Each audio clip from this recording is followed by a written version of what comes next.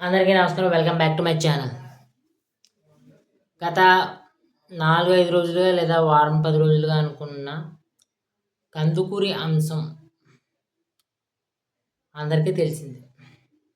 అది ఏం జరిగింది, ఎలా జరిగింది అని కూలంకుషంగా ఎక్స్‌ప్లెయిన్ చేయడానికైతే ఈ వీడియో కాదు.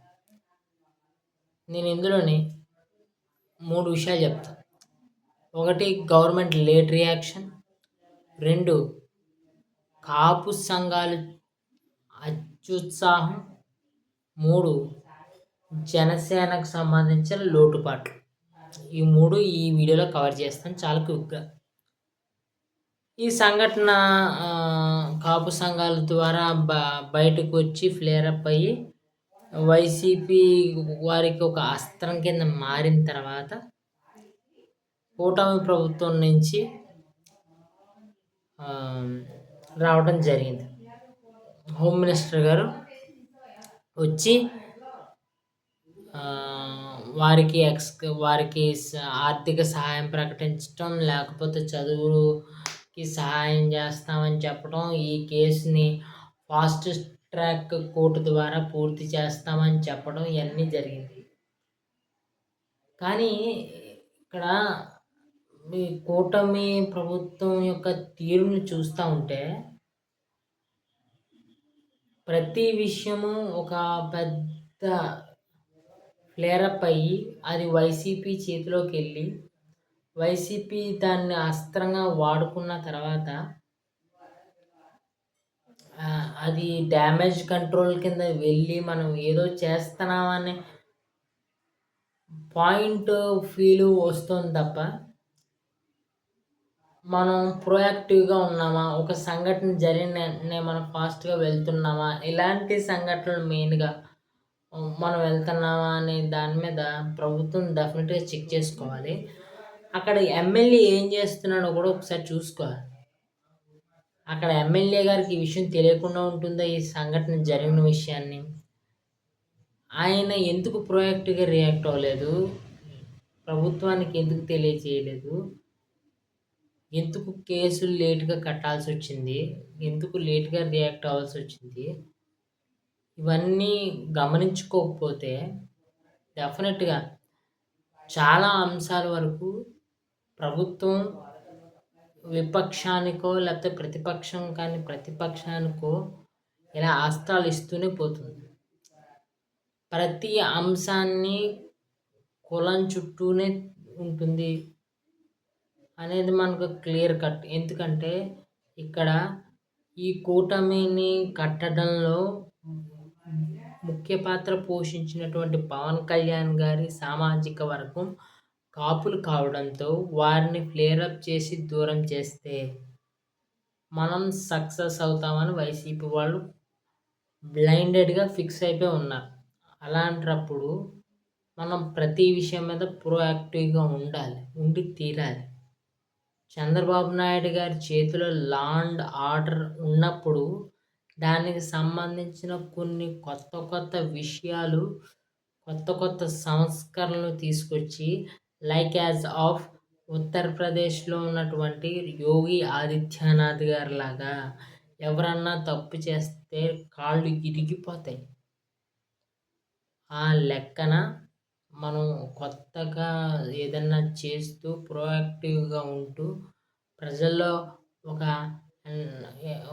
ఎన్వైర్న్మెంట్ క్రియేట్ చేయాలి, లేకపోతే ఒక అవగాహన క్రియేట్ చేయాలి. అలాంటి చేసుకుంటూ వెళ్తే ఇలాంటి సంఘటనలు కంట్రోల్ అవుతాయి. ఇలాంటి సంఘటనలు జరిగినా ప్రోయాక్టివ్గా ఉన్నామనే ఒక పద్ధతి ప్రజల్లోకి వెళ్తుంది. అది ఫస్ట్ పాయింట్. ఇంకా కాపు సంఘాల గురించి చెప్తా.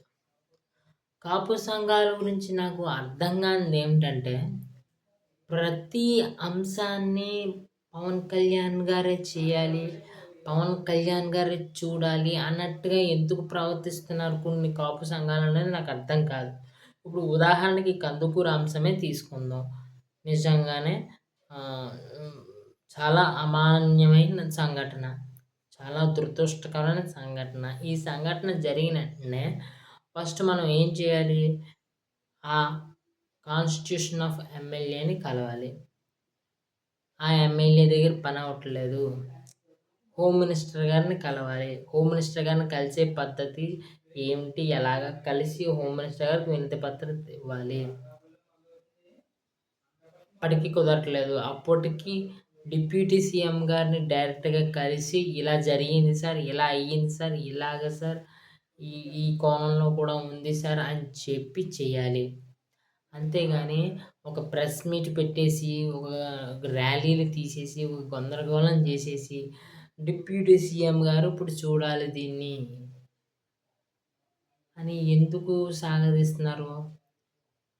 అంటే కాపులు పెద్దన్న పాత్ర పోషించమన్నారని పవన్ కళ్యాణ్ గారు చెప్పారు కాబట్టి మేము పోషించేసి మనం గెలిపించేసామన్న పాయింట్ ఉంది కాబట్టి ఇప్పుడు పవన్ కళ్యాణ్ గారు అర్జెంటుగా కాపు సంఘాలకి కుల నాయకుడు అయిపోవాలా?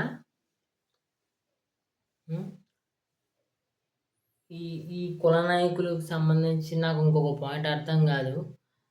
బీసీలకి సంబంధించి, ఎస్సీలకి సంబంధించి, ఎస్టీలకి సంబంధించి ఎంతోమంది వారి వారి వర్గాల్లో ఉన్నటువంటి రిజర్వేషన్స్ కోసం పోరాడి తెచ్చుకున్న వాళ్ళు ఎంతోమంది ఉన్నారు.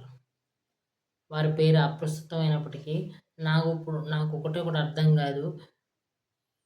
మన కాపు సంఘాల్లోంచి, ఈ కాపు సంఘాల్లోంచి ఎవ్వరు ఈ కాపుల్లో ఉన్నటువంటి పేద, బడుగు, బలహీన వర్గాలకు సంబంధించి, చదువుకు సంబంధించి కానీ, ఉద్యోగాలకు సంబంధించి కానీ ఎవరన్నా పోరాటం చేస్తున్నారా? అసలు ఈడబ్ల్యూఎస్ వర్కౌట్ అవుతుందా? జరుగుతుందా? దాని ఇన్వాల్వ్‌మెంట్ ఉందా? లేదా మనకి ఇంకొక మార్గంలో ఏమన్నా ఉపయోగాలు జరుగుతాయా? అన్ని ప్రయత్నాలు చేయటము, లేకపోతే దాని మీద పోరాటాలు చేయటం జరుగుతోందా? ఇప్పుడు చూడు ఒక నాయకుడిని పట్టుకొని ఎదటమే మనకి ఇంకా ఉంటదా? నాకు అర్థం కానిది. ఆ! రంగా గారిని పట్టుకున్నారు. రంగా గారిని ఎప్పుడు పట్టుకున్నారు?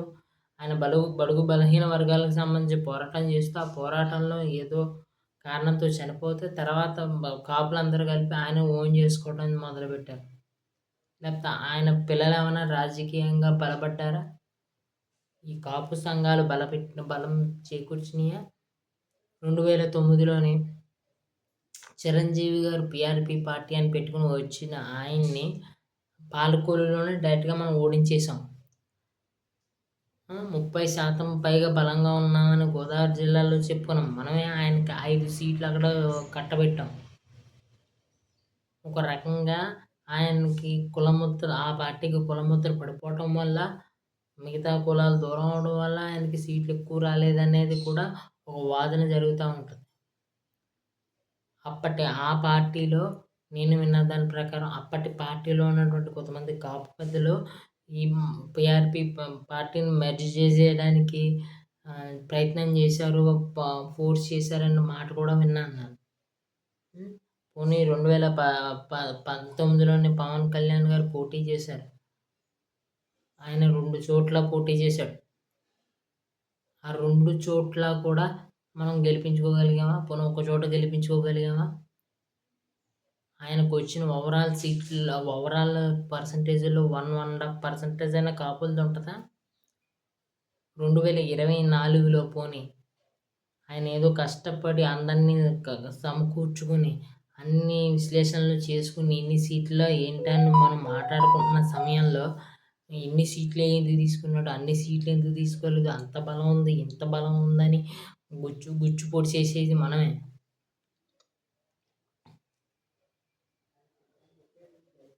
కాపులు పెద్దన్న పాత్రను పోషించమన్నారు అంటే బలంగా ఉండమని చెప్పడం. అంతేగాని ఎక్కడి నుంచి పొడి చేసి పార్టీని చంపేస్తాము, పార్టీకి మా అనుకూలంగా పనిచేసేయాలి అని ఆలోచనలు ఎవరికన్నా ఉంటే కొంచెం పక్కన పెట్టండి. ఆయన్ని ఎదగనివ్వండి. ఆయన్ని ఎదగనిస్తే బాగుంటుంది. లేదా ఈయనకి కూడా ఒక కుల సంఘం కింద ఈ పార్టీకి కూడా కాపు ముద్ర వేసేస్తాం అంటే కుదరదు. ఇంకా ఫైనల్‌గా జనసేనకు సంబంధించి ఒక సజెషన్ లేదా ఒక్క కోరిక. ఇప్పుడు ఈ సంఘటన జరగగానే ఆమంచి గారు రావాల్సొచ్చింది ప్రకాశం నుంచి, లేదా తాడేపల్లిగూడెం నుంచి మన బొలిశెట్టి శ్రీనివాస్ గారు వెళ్ళాల్సొచ్చింది. ఇలా ఇలా వేరు వేరు ప్రాంతాల్లో వెళ్ళాల్సొచ్చింది గానీ, మనం నెల్లూరులో పార్టీని బలపరుచుకోగలిగామా? అది కూడా గమనించుకోవాలి.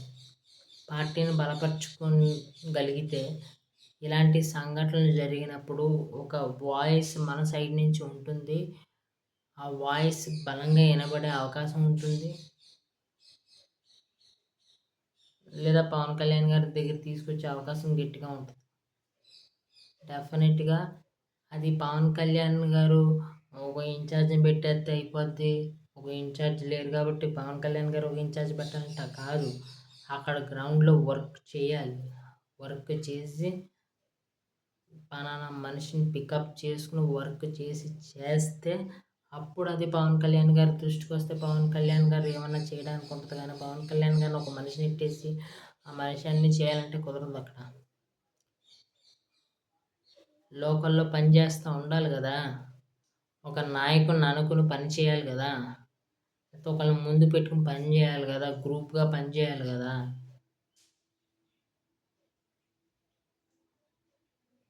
అది గమనించుకొని జనసేన కూడా ఇది సరిదిద్దుకోవాలి. అలాగే కాపులు కూడా ఫైనల్‌గా చెప్తున్నా. ఆయన మీద ఒక ముద్ర ఏసేయడానికి ప్రయత్నించకండి. ఎందుకంటే ఆయన ఎంతో పని చేయాలని చూస్తున్నాడు. ఆ పనికి కులం అనే కార్డ్ అడ్డుపడితే పరమ చిరాకుగా ఉంటది. ఆ చిరాకు ఆయనకి పుట్టించకండి దయచేసి. నా వీడియో కనుక నచ్చితే లైక్ చేసి, షేర్ చేసి, సబ్స్క్రైబ్ చేసుకోండి. Thank you.